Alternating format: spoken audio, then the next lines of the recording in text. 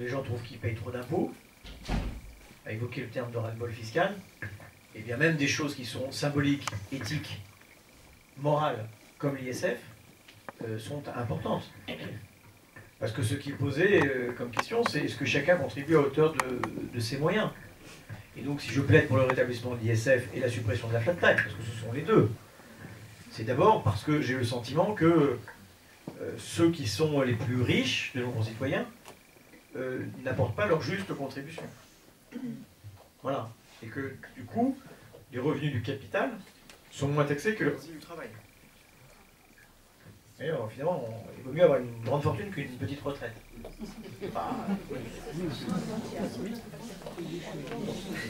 Et donc oui, l'ISF est une chose importante. Et d'ailleurs, dans le projet européen que j'évoquais en début de réunion, nous proposons un ISF européen. Vous remarquez d'ailleurs, si vous êtes des observateurs attentifs de la vie politique mondiale, que cette question de la taxation des hauts revenus, qu'ils soient du capital ou du travail, revient en force dans le discours des démocrates américains. Il y a eu une petite vidéo qui est passée au lendemain de Davos, c'est le forum de Davos en Suisse où se réunissent tous les grands leaders économiques mondiaux. Et il y avait le président d'une grande entreprise américaine, pardon, j'oublie son nom au moment où je parle, et à qui on évoque la proposition d'Ocasio-Cortez, qui est une jeune députée démocrate, et qui dit qu'il faudrait qu'on taxe à 75%, que la tranche supérieure de l'impôt sur le revenu soit 75%, au-delà de je ne sais plus combien de centaines de milliers de dollars quand même. Hein. Et il rigole en disant mais aucun pays n'a jamais fait ça, c'est n'importe quoi. Puis il y a un économiste qui prend le bras, qui fait si, les États-Unis jusque dans les années 80. Et c'était le pays le plus prospère du monde. Donc il y a cette question de la justice fiscale qui émerge. Vous savez les travaux qu'avait fait l'économiste qui s'appelle Thomas Piketty sur la fiscalité en France, des travaux en 2010, 2011, où il avait plaidé pour une révolution fiscale que nous devrions accomplir. Nous aurions dû accomplir sans doute, et que nous devrions faire, même si c'est complexe, même si c'est long.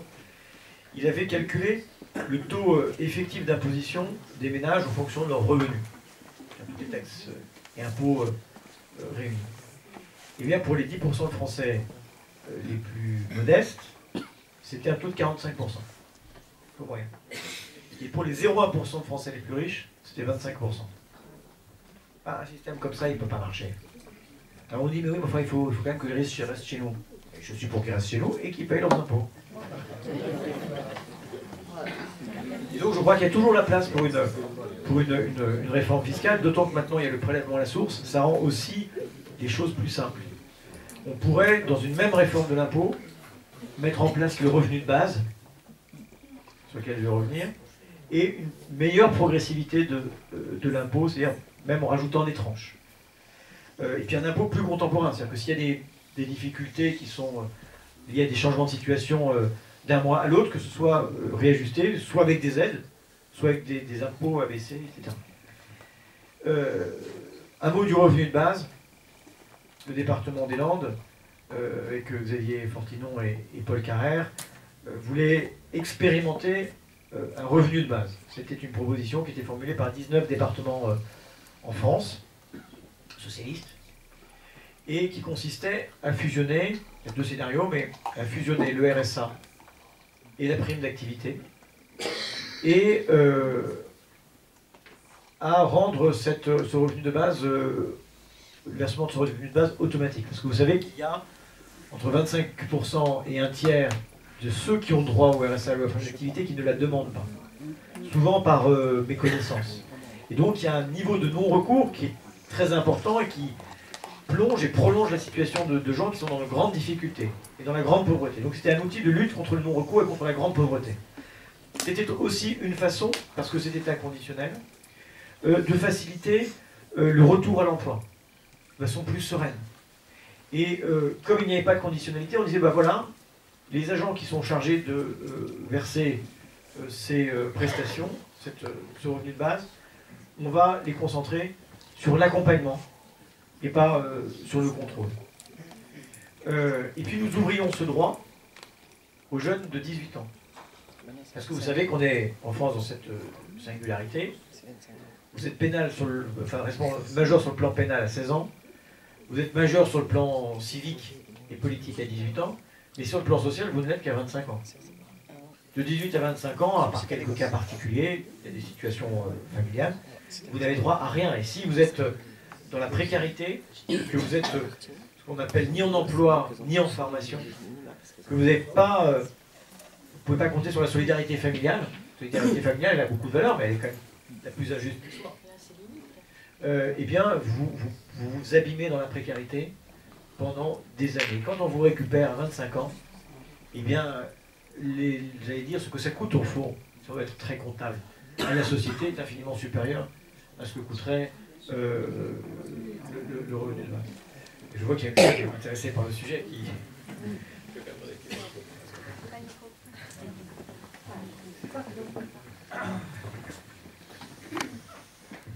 Merci beaucoup. C'est très gênant pour moi, je viens d'arriver aussi à Ars-sur-la-Tour, donc en janvier, je m'appelle Luna. Qu'est-ce qui se passe à Ars-sur-la-Tour, c'est dingue? L'attraction, l'attractivité de la ville, je ne sais pas. Donc j'ai bientôt 30 ans, et en fait je vais me permettre de vous confier que je suis complètement concernée par ce que vous venez de dire. Je suis pupille de l'État. En fait ça m'est arrivé, j'étais au lycée, et j'avais de très bons résultats scolaires. J'ai même touché une bourse au mérite. J'ai pas pu aller en prépa parce que j'avais pas les moyens de faire prépa à grande école. Et c'est là que j'ai découvert effectivement que, alors il y a une association qui m'a aidée, qui s'appelait Paris de Service à l'époque, j'étais à Paris, qui m'a aidée à signer un contrat avec l'aide sociale à l'enfance. Et c'est un contrat qui me permettait de me garantir un toit sur la tête jusqu'à l'âge de 21 ans, jusqu'à mon anniversaire normalement, ça s'arrêtait un petit peu avant malheureusement. Et en fait j'ai découvert qu'entre 21 ans et 25 ans, j'avais rien du tout. Donc finalement le parcours que j'ai commencé avec l'aide sociale à l'enfance, je n'ai pas pu le terminer parce que je ne peux pas faire d'études à la fac. Finalement j'ai pas eu le choix. J'ai dû faire un BTS. Mon parcours et mes résultats scolaires ne me destinaient pas du tout. J'ai pas eu le choix de mes études finalement. Et je me suis vraiment retrouvée dans une situation extrêmement précaire. J'ai pas de parents ni famille, j'ai absolument personne pour m'aider. Aujourd'hui, je m'en sors, mais vous voyez là, je viens d'apprendre avant-hier que je me faisais licencier. Donc j'ai personne pour m'aider. Avant ça, j'ai subi à cause de la crise un licenciement économique, j'ai été victime d'un licenciement économique. Il y a une dizaine de personnes qui sont en fait licenciées de l'entreprise. J'étais en CSP, donc là j'ai quitté le dispositif de CSP. Comme vous dites, j'ai plus de voilà, je suis sortie du dispositif de Pôle emploi, donc là j'ai plus rien pour payer le manque finalement. Donc voilà, en fait, ce dont vous parlez, moi j'étais directement concernée et encore aujourd'hui, j'en paye finalement les conséquences parce que ma voiture est en panne, j'ai pas papa, j'ai pas maman, j'ai pas un oncle, j'ai pas un cousin à qui emprunter, j'ai pas 4000 € non plus dans les poches pour en acheter une d'occasion vraiment très très très bas de gamme. Voilà. Et ça c'est des choses techniquement, et puis dans une ville comme la nôtre, comme vous disiez, il n'y a pas de bus, t'as pas de voiture, tu peux même pas faire tes courses quoi. Donc enfin bon. Voilà, donc c'est vraiment essentiel. Et je suis pas la seule dans ce cas-là. Et la plupart des gens dans mon cas finissent dans la rue. Je viens de Paris, donc je l'ai vu. D'aucuns disent que je suis miraculée et que je devrais même pas être en vie après avoir traversé tout ça. Voilà, c'est grâce à certains dispositifs où j'ai réussi à passer entre les mailles. Mais ce que vous décrivez là, c'est absolument essentiel. Et pour ma part, je milite, à mon échelle du moins, pour la prime dont vous parliez à l'instant. Mais d'abord, je vous remercie pour votre témoignage.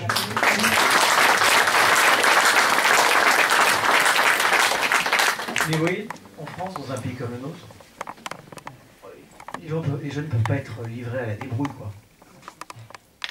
Je veux dire, la solidarité nationale, elle ne peut pas dire aux jeunes, entre 18 et 25 ans, tu te démerdes. Tu te démerdes. Ça me donne l'occasion de dire que je travaille sur un autre sujet qui est un peu plus compliqué, mais vous allez comprendre pourquoi, qui est connexe. Ça, le revenu de base pour les jeunes à 18 ans, c'est un revenu mensuel. C'est pour le logement, la nourriture, l'habillement, le chauffage. Et je travaille, j'en avais déjà parlé, et c'est une idée d'ailleurs qui avait un peu émergé ici dans les Landes au moment où on avait fait le forum de la jeunesse pendant ma campagne des législatives, qui était une dotation de 5 000 € pour tous les jeunes à 18 ans, avec un usage qui était fléché, permis de conduire, mobilité internationale, études et création d'entreprise. Et alors, évidemment, c'est beaucoup, la dépense, le volet dépenses, c'est toujours beaucoup plus facile que le volet recettes quand on construit une politique publique. Et moi, je plaide, vous allez voir que je vous expliquais que c'est impopulaire, mais qu'en réalité, c'est juste, pour le faire financer par les successions. Et quand je dis ça, évidemment, pas les successions de l'essentiel des Français qui transmettent le produit d'une vie et qui ont déjà payé des impôts sur le produit de leur travail. Je parle de ceux dont on a dispensé l'ISF et qui transmettront à leur enfant une rente. Les rentiers qui donnent aux rentiers. C'est donc une réforme de droit des successions pour les très grosses successions. Alors évidemment, dans l'imaginaire des gens, ils disent mais on paye 45% sur les successions. Mais la réalité, c'est que 85% des Français ne payent pas d'impôt sur les successions. Soit parce qu'ils sont en dessous des seuils, soit parce qu'il y a des dispositifs d'exonération, de transmission anticipée, etc., etc. Et que cette tranche de 45%, elle est indépendante de tous les dispositifs de la loi Dutreil qui permet de transmettre les entreprises, l'assurance vie, etc., etc. En réalité, personne ne paye 45%, même les multimilliardaires. Même les multimilliardaires. Donc moi, je propose ça en disant finalement, ce serait juste d'organiser de la redistribution des hyper riches qui ne créent pas de richesse, qui se contentent d'accumuler une richesse qu'ils n'ont pas produite. Ce qui permettrait d'ailleurs à tous ceux qui veulent transmettre à leurs enfants, et c'est légitime, le fruit du travail et du labeur d'une vie. Voilà. Ça, je pense qu'il ne faut pas le taxer. Mais pour cela, eh bien, il pourrait financer ce projet qui coûterait en tout 4 milliards d'euros. Chaque année, il y a 250 milliards d'euros d'héritage qui sont transmis, et on en prélève 13 milliards. C'est dit le taux moyen qui est de 4,5%.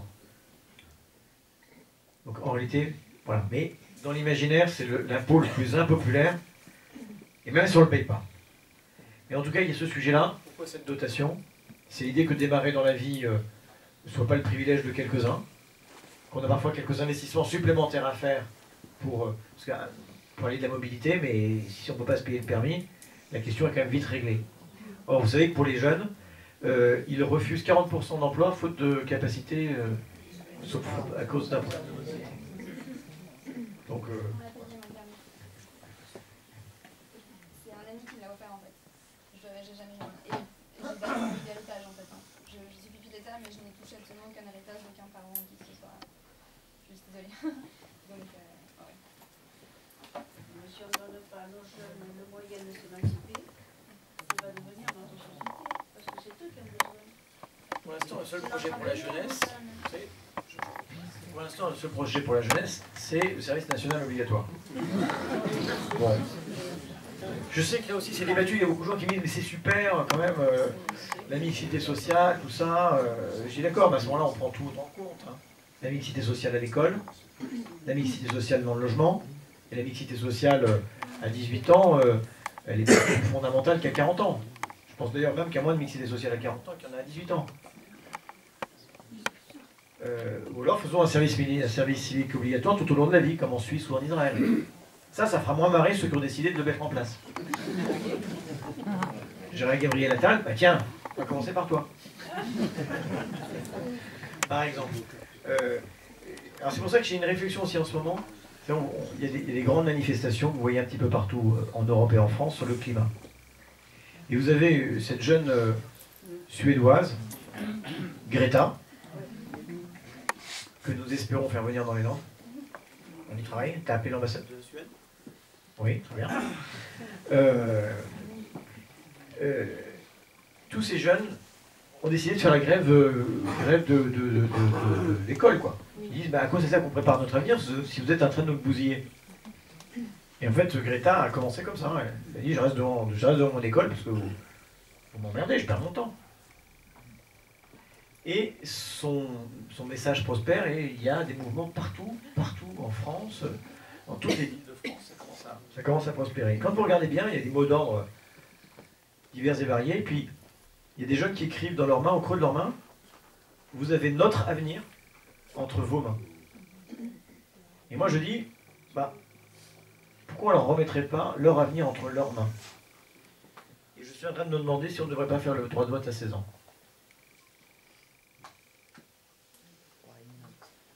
Confier aussi une part de l'avenir à ceux qui vont le vivre. Bon, c'est vrai que je vois qu'il n'y a pas que des jeunes dans la salle. Hein.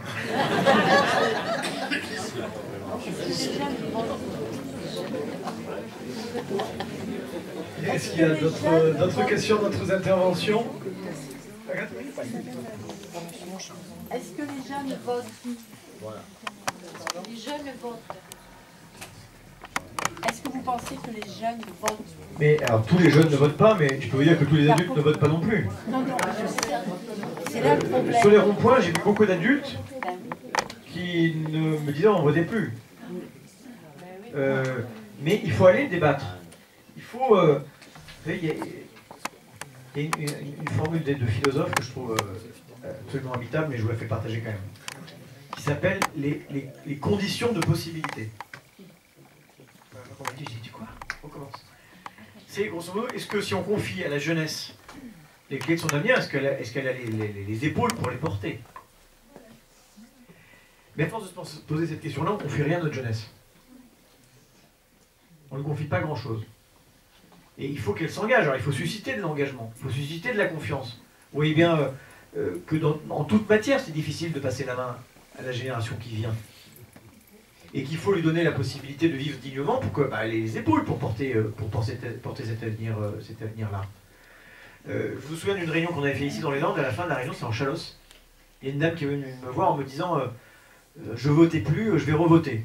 Alors je lui ai demandé si c'était pour moi. Elle m'a dit oui, j'ai fait allez-y.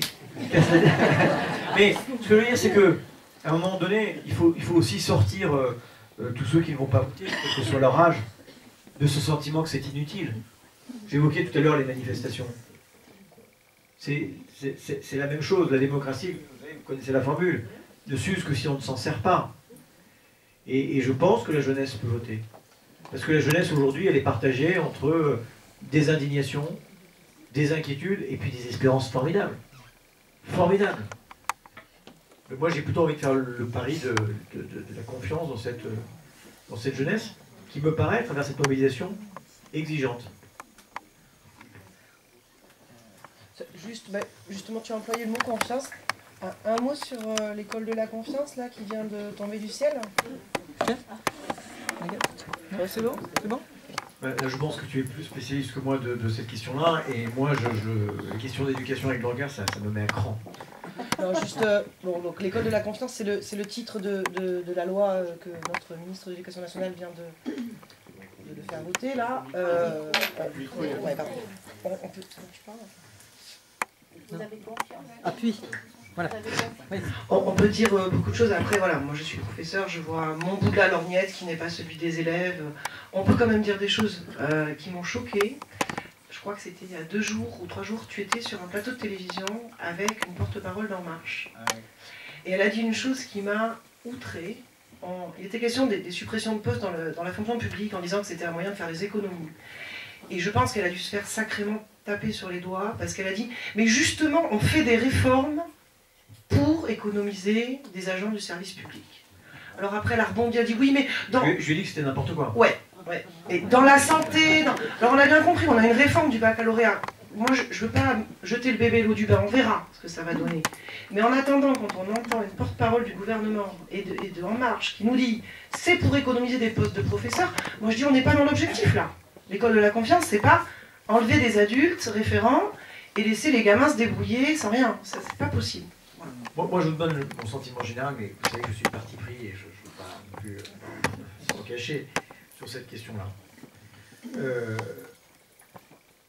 Je crois qu'on a eu un premier indice de ce qu'est la politique du gouvernement en matière éducative avec la sélection à l'université. Où, au fond, a émergé l'idée aussi que 80% d'une classe d'âge diplômée du bac, c'était une connerie. Que 60% d'une classe d'âge diplômée du supérieur, c'était une idiotie. Qu'en fait, même, c'était peut-être l'antithèse du mérite, cette espèce d'aspiration à l'égalité par un niveau de diplôme élevé pour tous. Et que pour la première fois, depuis bien longtemps, on n'a pas fait de la démocratisation et de la massification de l'enseignement universitaire une priorité. Et je crains de voir dans les réformes qui sont celles du gouvernement, et en particulier dans la réforme du bac, une forme, d'ailleurs, ou du lycée professionnel et de l'apprentissage, une forme d'orientation précoce, dont je ne doute pas qu'elle sera très socialement déterminée. Moi, je pense que c'est délétère. Et moi, je m'inquiète de cela. Alors, on nous dit toujours, mais attendez, on est quand même le gouvernement qui a fait le dédoublement des classes. C'est vrai. C'est bien que ça ait été fait. C'est dommage que ça ait été fait sans s'en donner les moyens politiques. Parce que le dédoublement des classes se fait au détriment d'un dispositif qui s'appelait plus de maîtres que de classe, qui était déjà une forme de dédoublement de classe partout en France, et en particulier en milieu rural. Qui marchait très bien d'ailleurs sur la Qui marchait très bien, et partout en France. Ça s'est fait au détriment du taux d'encadrement, de la croissance du taux d'encadrement en milieu rural. Ça s'est fait au détriment de l'accueil des enfants en situation de handicap. Au détriment des effectifs de remplaçants, pour que quand un enseignant est malade, il puisse être remplacé rapidement. On a repris dans l'éducation nationale cette politique aberrante et sidérante qui consiste à réduire les effectifs.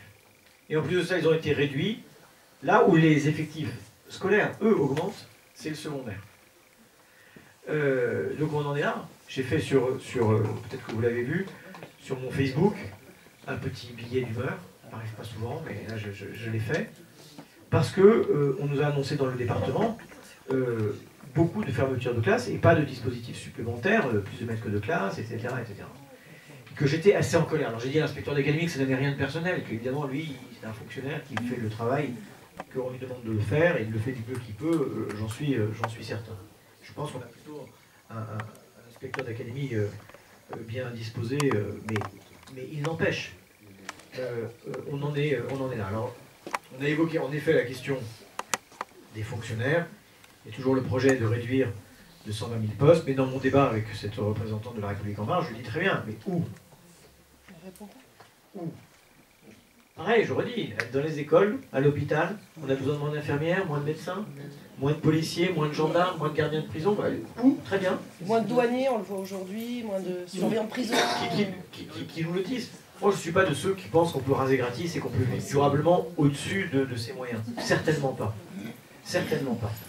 Mais il faut quand même avoir un peu de discernement. La première des dépenses faites par ce gouvernement, ça a été, on l'a dit tout à l'heure, pour les plus riches. Voilà. Et 5 milliards d'euros par an, ça fait quand même quelques postes d'enseignants en milieu rural, par exemple.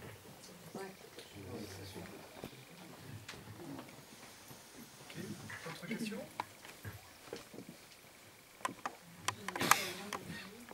Simplement, excusez-moi, à force, on se pose la question, voter pour qui et voter pourquoi? On se mélange. On se mélange. Moi. Oh, j'espère vous avoir un peu non, ne vous inquiétez pas pour ça. Non, je ne serai pas là ce soir. Je suis anti-extrême droite, ça, il n'y a pas de problème, la droite non plus. Il n'y a pas de problème. Mais on nous envoie tellement de messages, de vos propres mots qui vous sont tellement propres que nous, spécialement, on ne peut pas spécialement comprendre, qu'on ne sait plus à la fin. On se mélange, on nage. Et ça, je suis d'accord, c'est très vrai.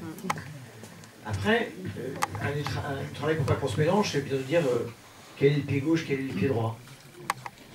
Moi, je commence juste à faire, c'est la méthode Kickers. Hein. Sous le pied, si c'est vert, c'est le pied gauche. Voilà. Si c'est rouge, c'est le pied droit. Bon. Je dis ça en plaisantant, mais on a besoin de clarté. C'est vrai qu'on a besoin de simplifier le propos. Bon, là, on est dans un échange où voilà, j'essaie de vous donner aussi les choses dans leur complexité et dans leur finesse. Vous savez que moi, j'ai aussi des grands moments de solitude quand je vois arriver certains textes de loi. Ils arrivent sur mon bureau, ils sont incompréhensibles. Incompréhensibles. Quand arrive dans la même semaine un texte sur l'épargne salariale, suivi d'un autre sur le remboursement des soins d'affection de longue durée, puis on n'est pas spécialiste de tout. Donc c'est du boulot. Probablement qu'en France on légifère trop. Je ne sais pas bien comment c'est dans d'autres pays. Mais enfin, l'instabilité législative, l'inflation législative est quand même une spécificité, enfin un truc très français. On adore. On adore. Bah, je veux dire, il faut dire la vérité, les députés aussi. Alors avec un truc qui est très pervers, que je partage avec vous, il y a un site qui s'appelle Nos députés ou Mon député, mondéputé.fr, qui rend compte de l'activité des parlementaires à l'Assemblée nationale. La première année, j'étais très bien classé, j'étais un des plus actifs d'Aquitaine. Donc mes collègues me disent non, c'est super et tout, je leur dis ouais, mais on n'a pas déplacé une ligne, les amis. On n'a pas réussi à faire adopter un amendement. Donc on pédale un peu dans la choucroute. Et si je dis ça, c'est que parce qu'il y a ce site, je vois le nombre des amendements identiques déposés par tous les députés, parce que ça leur fait une case, ça coche une case. On est dans une sorte de productivisme qui n'a pas beaucoup de sens.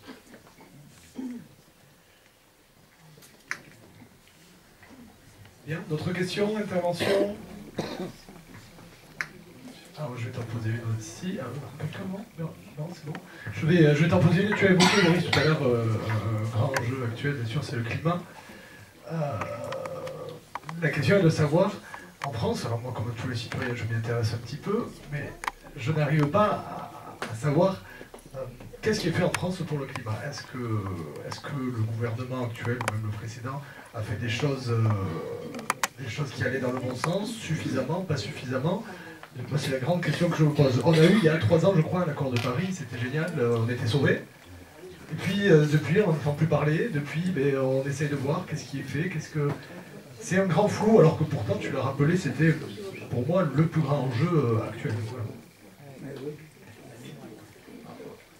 Heureusement, on fait beaucoup. La question, c'est de savoir ce qu'on fait assez. Et c'est là où l'inquiétude naît, c'est que probablement qu'on ne fait pas assez, et qu'en réalité, ce que l'on appelle la politique des petits pas, fait que les pas de géants du réchauffement climatique vont nous rattraper, et nous rattrapent d'ores et déjà, avec des conséquences écologiques, sociales absolument considérables. Les accords de Paris, ils fixent des objectifs de réduction des émissions de gaz à effet de serre, c'est-à-dire lutter contre ce réchauffement climatique. Et il y a des déclinaisons état par état de ces objectifs. Nous ne les avons pas atteints, nous sommes en retard sur les objectifs que nous voulons fixer. Ça veut dire qu'il faut aller bien plus loin. Et quand vous regardez ce que sont les consommations énergétiques, on a un sujet qui est celui de l'isolation. Une part considérable du réchauffement climatique est le fait de passoires énergétiques. Et le plan de rénovation thermique du gouvernement est trop faible, très faible, dérisoire. On n'a pas 20 ans devant nous. Et donc aujourd'hui, ce que nous devons faire, c'est investir massivement dans la rénovation thermique, s'engager vraiment dans les énergies renouvelables. D'ailleurs, on fait même une ambition industrielle, ça nous évitera d'acheter nécessairement les nouvelles technologies à l'étranger et en Chine en particulier. Se poser la question, il y a un accord qui vient d'être noué avec l'Allemagne, tant mieux, et on est très en retard sur les batteries. Il y a la question du stockage. Et donc ça, il faut évidemment le faire. Je suis en train, moi, de travailler sur une proposition dont je ne vais pas vous dire tout ce soir, mais je vais essayer de formuler une proposition d'un plan d'investissement, mais vraiment très massif, sur la rénovation thermique des bâtiments et l'amélioration de la performance énergétique de tous les systèmes de chauffage. Donc c'est passer de chèques qui sont de 500, 1500, 2000 euros maximum à des sommes qui sont de plusieurs dizaines de milliers d'euros. Donc voilà, je suis en train de travailler sur ce truc-là. Si ça tient debout, on le proposera dans le grand débat. C'est pour nos enfants. Et non, j'aimerais que ce soit là, bientôt. Oui, mais 30%, il y a des 30%, mais même 30%, il y a des gens qui disent que c'est 15%, mais et puis il n'y a plus les portes téléphonnettes, c'est quand même bizarre que ce ne soit pas dans le crédit d'impôt. Mais le problème, c'est les 70%. Voilà. Moi, la question que je me pose, c'est est-ce qu'on peut tout financer et puis le payer d'une autre manière en trouvant la façon de valoriser sur le plan monétaire ces économies d'énergie. Voilà, c'est un modèle économique un peu compliqué. Qu'est-ce qui s'est passé avec Nicolas Hulot là? Pourquoi il est parti lui? En vérité, parce qu'on ne sait pas. On sait plus ou moins, mais on ne sait pas. Eh ben, on sait un peu quand même. Ouais, vaguement, ouais. Bah, pour autant que je le sache, et sans trahir de confiance, moi je l'avais vu au mois de juillet, bon, il s'interrogeait. Il s'interrogeait notamment en se disant finalement, est-ce que si je pars, est-ce que ce ne sera pas pire pour la question climatique? C'est vrai qu'on n'a pas forcément, avec de Rugy, gagné au change. Mais je crois que Nicolas Hulot a plus conscience que beaucoup d'entre nous de l'urgence climatique et de l'irréversibilité d'un certain nombre de phénomènes climatiques. Je crois qu'il voit depuis plus longtemps et plus discernement, peut-être que le Premier ministre et le chef de l'État, ce qui va se passer, voilà. Donc il est parti parce qu'il se sentait impuissant et qu'il ne voulait pas être complice de cette impuissance et qu'il avait le sentiment qu'à demeurer là, avec ce qu'il était, avec l'engagement qui était le sien, il se mentait à lui-même et il finissait par mentir aux Français. Et il ne le voulait pas. Voilà pourquoi. Et puis je crois qu'il était aussi pas très à l'aise avec d'autres questions, comme la question des emplois aidés, comme la question migratoire, enfin, un certain nombre de choix du gouvernement qui, à mon avis, ne lui allait pas bien. Voilà.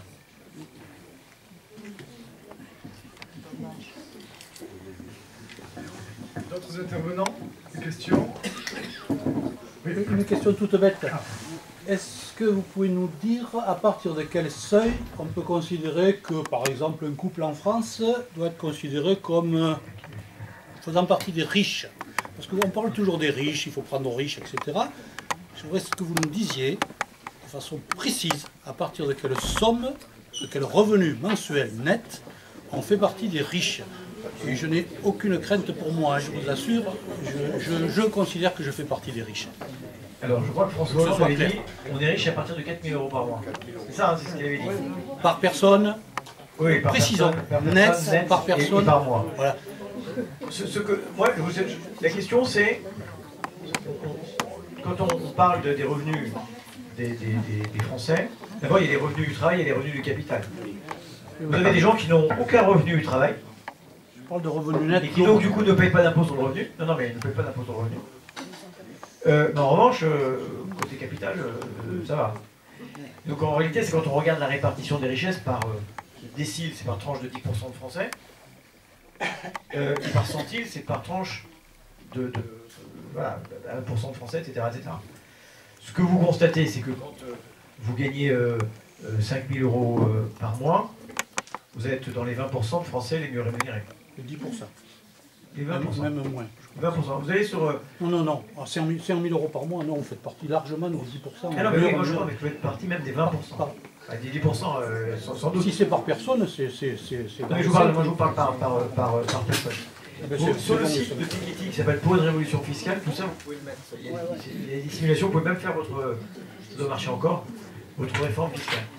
Ensuite, la question, c'est quand vous regardez le dernier décile, les derniers 10%, entre le 90% et le dernier pourcent, il y a des écarts absolument considérables. Les 10% de Français les plus riches ne payent pas tous l'ISF. Mais quand vous regardez la richesse accumulée par les 0,1%, c'est pour ça que j'évoquais les 0,1% tout à l'heure sur le taux d'imposition réel qui est à... Et ça, ce sont des gens qui gagnent 1 million d'euros par an. Mais en renvoyant toujours le problème au 0,1% en question, tout le monde se dit, ça c'est parfait, on va faire payer les riches, et moi je ne paye pas.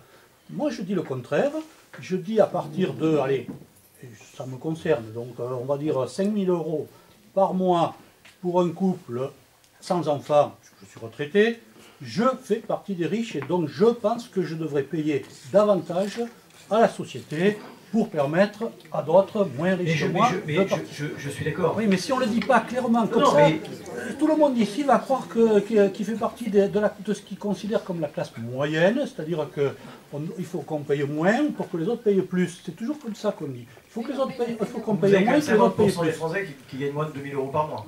Je suis d'accord, mais Vous voyez ce que je veux dire? moi, c'est clair pour moi. Hein. Ah oui.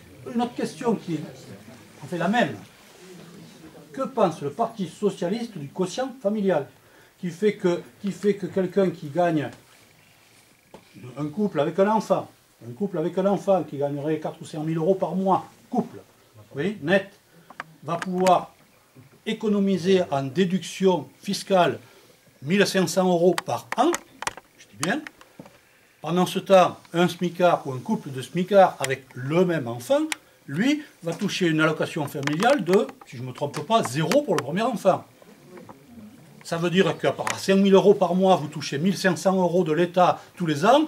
Avec le SMIC, vous touchez 0. Qui se bagarre pour faire supprimer ce quotient familial qui est nocif? Vous me renvoyez exactement à ce que je disais. La situation, c'est que le taux d'imposition effectif des plus bas revenus est supérieur à celui des plus hauts revenus. Je suis tout à fait d'accord. Par le truchement des crédits d'impôt C'est ce que sur, je dis. par exemple, sur les... Si vous ne payez pas d'impôt, vous n'avez pas le crédit d'impôt sur les aides à domicile. Le quotient familial, pareil. Vous vous souvenez que dans le précédent quinquennat, il a été plafonné.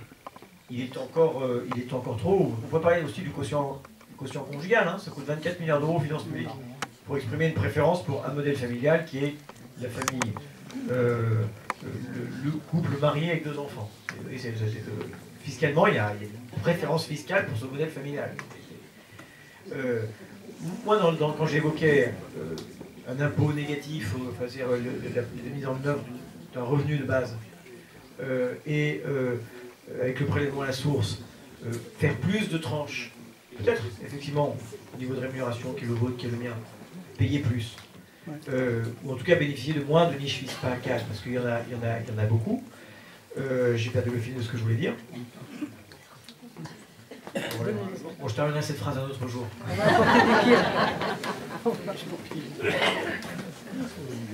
Oui, pardon, si, le quotient familial. Il y a un député, un ancien député socialiste, il y a Pierre-Alain Muet, qui est économiste, qui a dirigé le Conseil d'analyse économique, qui formule une proposition où il dit on remplace le quotient familial par un crédit d'impôt, donc qui serait versé, y compris à ceux qui n'en payent pas, mais qui serait par enfant et sans tenir compte de est-ce que c'est le premier, est-ce que c'est le deuxième, est-ce que c'est le troisième enfant. Oui, on pourrait définir par exemple, je sais pas, de l'ordre de 100 € par enfant, par mois, pour tout le monde, tous les enfants, jusqu'à... Voilà, par exemple, je dis 100, ça peut être 200, j'en sais rien, c'est pas moi à faire le calcul, mais tous les enfants auraient le même droit. Mais toutes ces réflexions, quand on évoque la remise à plat de la fiscalité et la question de sa justice, toutes ces questions sont évidemment J'ai jamais posées. entendu le Parti socialiste se bagarrer là-dessus. Vraiment, c'est quelque chose qui depuis 20 ans, 30 ans me met hors de moi.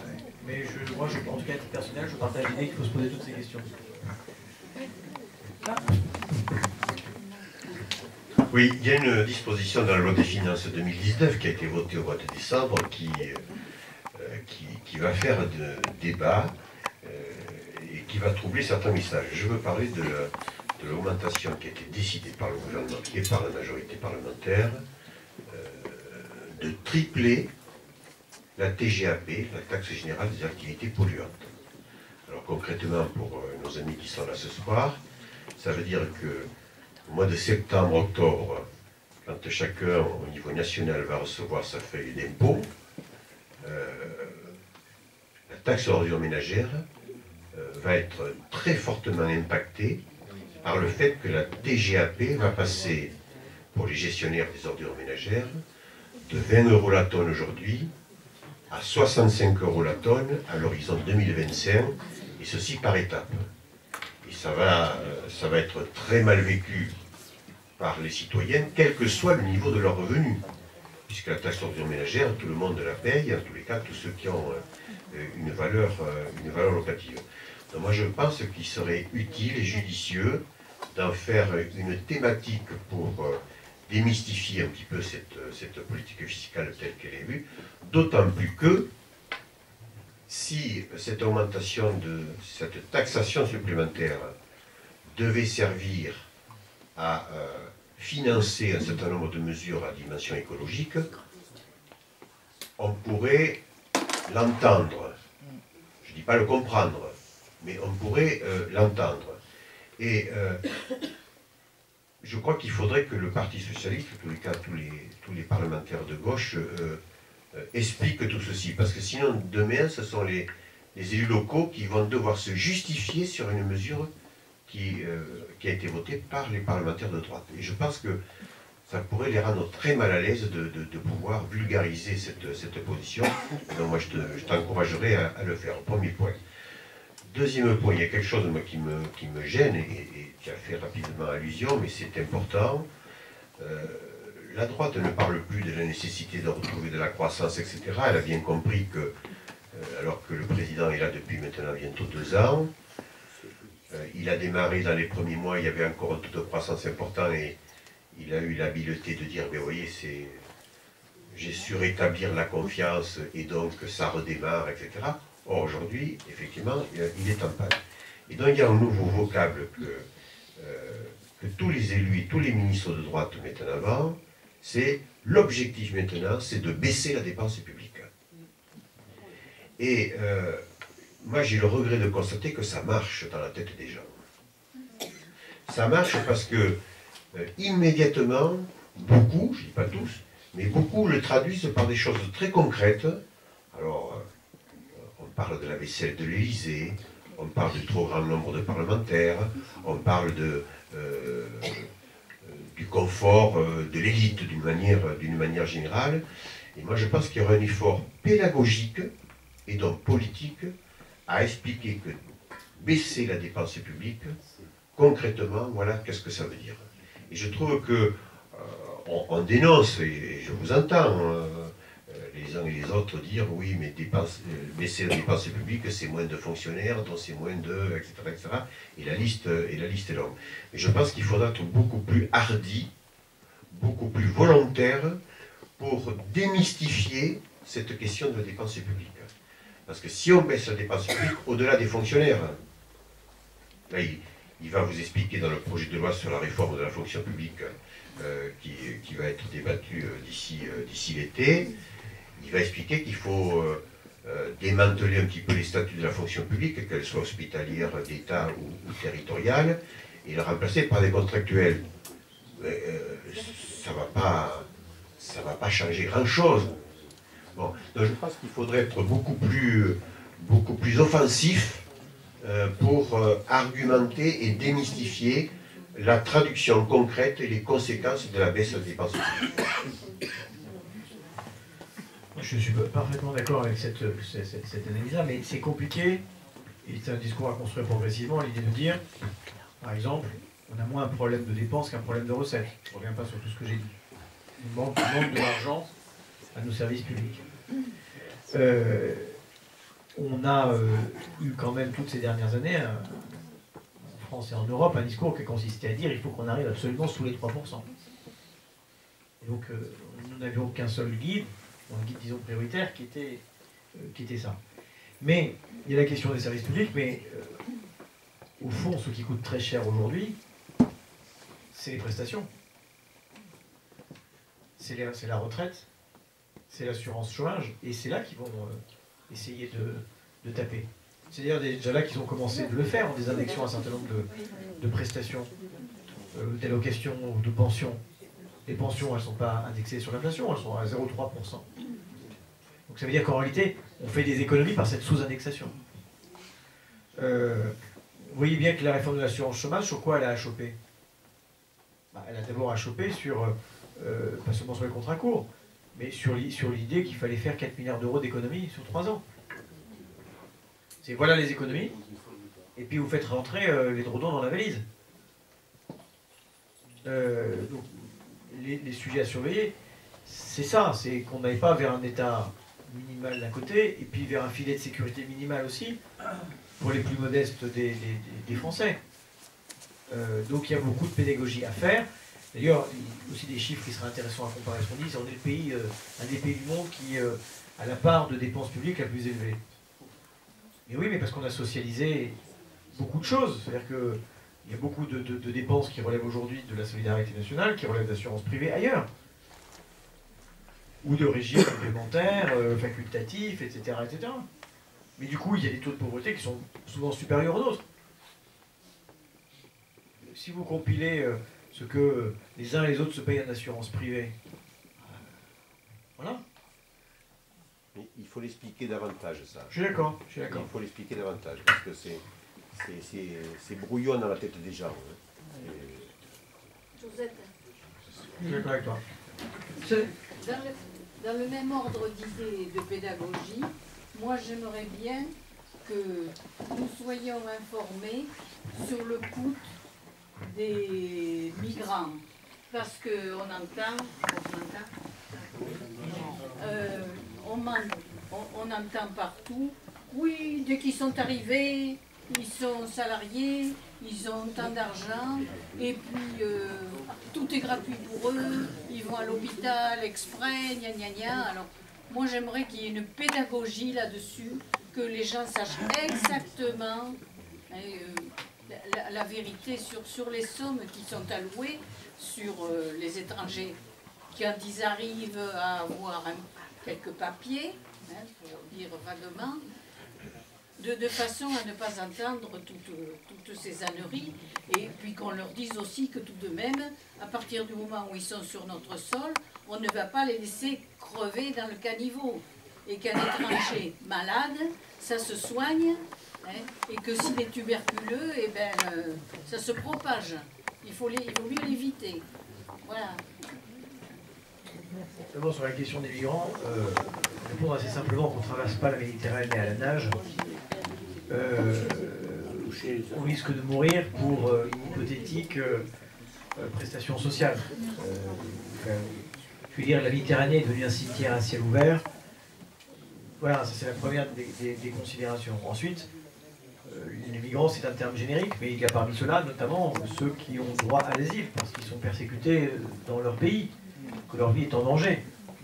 Et là, depuis la Révolution française, il y a un droit constitutionnel qui est le droit d'asile. C'est un droit aussi qui est conventionnel, puisque la Convention de Genève le garantit. Donc nous, on est un état de droit, et ces droits, on les garantit à ceux qui peuvent y prétendre. Ensuite, quand les migrants arrivent, ils ont en effet une aide financière, qui est souvent d'ailleurs versée aux associations, qui les prennent en charge, mais ça, d'autres que moi connaissent sans doute bien les choses ici, pour les loger, pour les héberger, pour les soigner, c'est l'aide médicale d'État. Ça, c'est un débat qu'on a chaque année au moment du PLFSS. Il y a la droite qui nous dit l'aide médicale d'État, c'est combien de centaines de millions d'euros. Mais ce sont des étrangers qui ne se feraient pas soigner au risque que ça provoque des problèmes, des difficultés sanitaires. Oui, si on raisonne simplement comme ça, voilà. Et puis il y a toujours ce vieux débat sur le coût de l'immigration, pas seulement illégal, le coût de l'immigration. Aujourd'hui, il y a un certain nombre d'études suffisamment bien établies qui montrent que c'est pas un coût, c'est un gain. D'ailleurs, beaucoup de pays d'Europe aujourd'hui, qui sont en décroissance démographique, sont contraints de se poser cette question-là. L'Allemagne. Et j'allais parler en particulier de l'Allemagne, qui est un pays qui est très vieillissant et qui va avoir besoin d'immigration.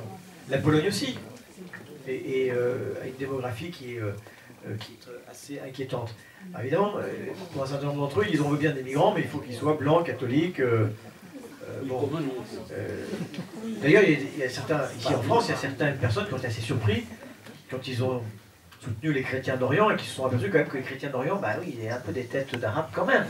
Ils ont l'impression qu'il y a des tromperies sur la marchandise. Bah non, les chrétiens d'Orient. Donc voilà, il y a des choses à dire. Après, tout cela est évidemment dérisoire par rapport.